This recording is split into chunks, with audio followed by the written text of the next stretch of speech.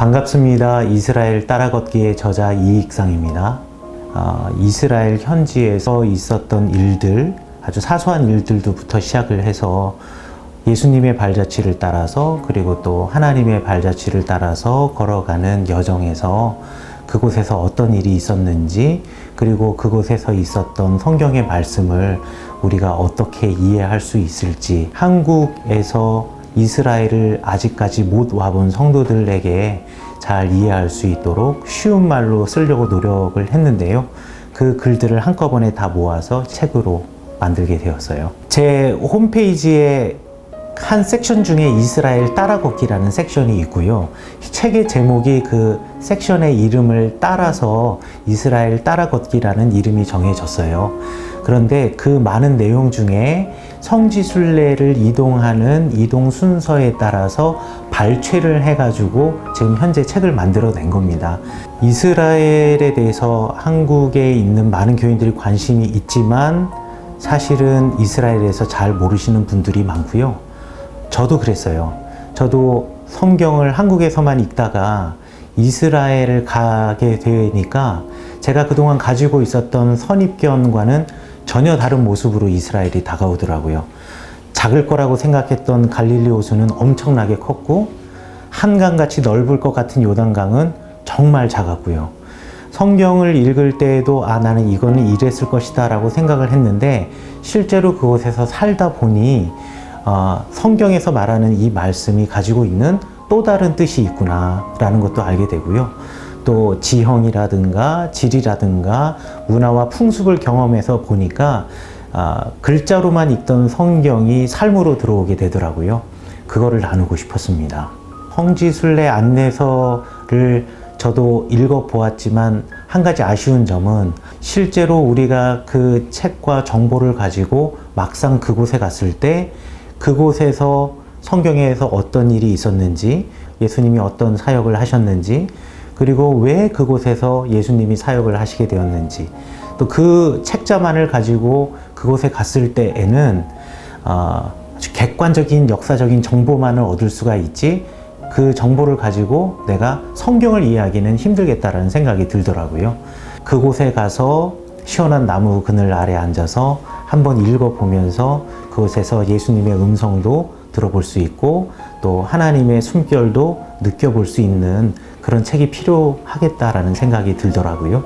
그래서 일반적인 성지순례 책자와는 달리 그곳에서 묵상할 수 있는 내용을 중심으로 글을 썼고, 정보 전달은 최소한으로 하고 사진도 넣되, 주로 정보는 사진과 또 일러스트로 그린 그림으로 시각적으로 전달을 하고요. 대부분 성지순례를 이동하는 순서는 비슷비슷해요. 기본적으로 돌아가는 순환 구조는 비슷하다라고 생각하시면 되는데요.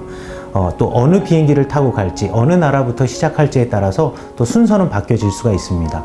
그런데 그 순서를 하나의 커다란 원이라고 생각했을 때 이 책의 목차의 구성은 이것을 하나의 원이라고 생각을 하고, 어디에서부터 성지순례를 시작하더라도 그 파트부터 아래로 쭉 내려가면서 원처럼 읽어간다고 한다면 순서대로 읽을 수 있는 그런 구조로 차례를 만들어 놓았어요.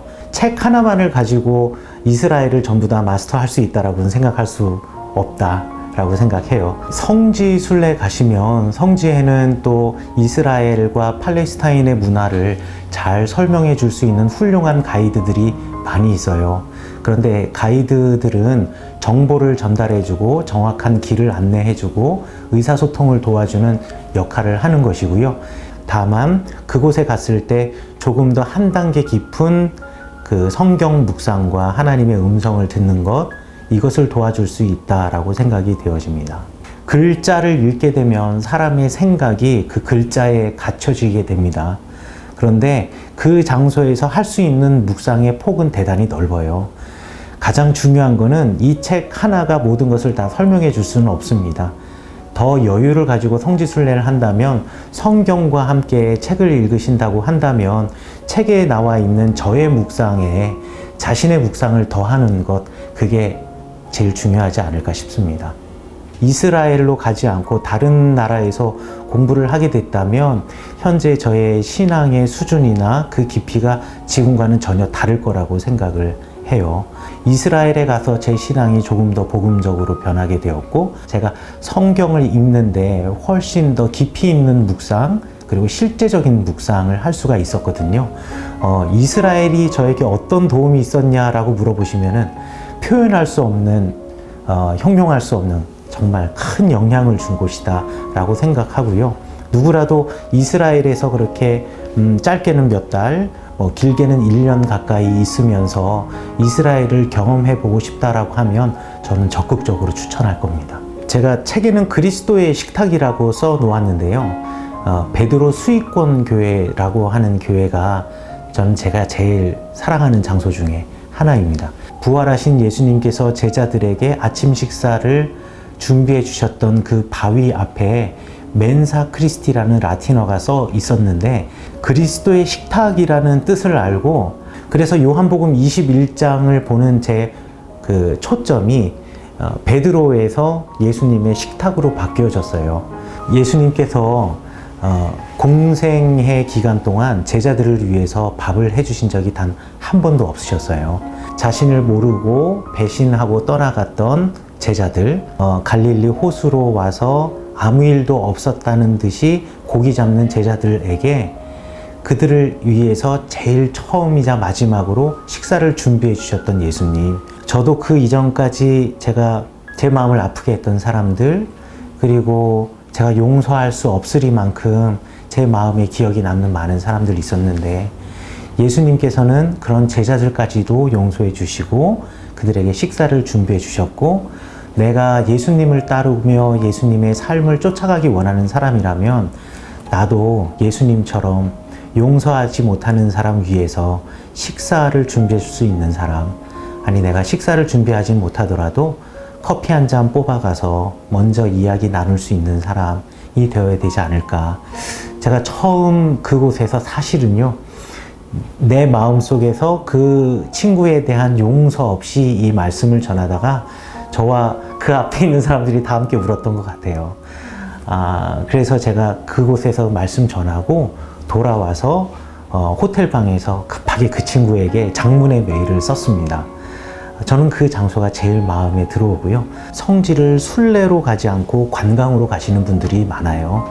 그러다 보니 사람들이 그곳에서 예수님의 발자취를 걸으며 예수님을 생각하고 하나님을 기억하기보다는 사진을 담는 데 더 많은 시간을 보냅니다. 사진 한 장 찍지 않아도 상관없어요.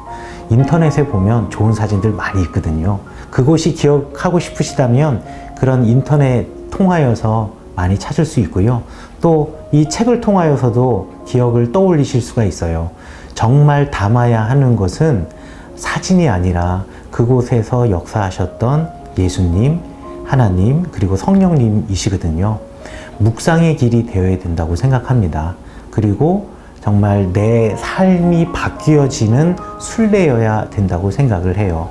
정말 이스라엘을 따라 걷기 위해서는요, 책이 안내자가 아니고요, 성령님이 안내자이고, 그리고 성경책이 우리의 안내자가 되어야 하지 않을까 생각하고요.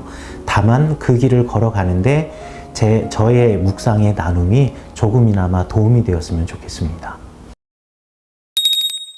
또 이곳에서 소개 안 했던 많은 사진들이나 또 그림들, 지도들이 그곳에 있으니까 비블리아 홈페이지에 찾아오시면 언제라도 무료로, 그리고 아무런 저작권의 제한 없이 사용하실 수가 있습니다.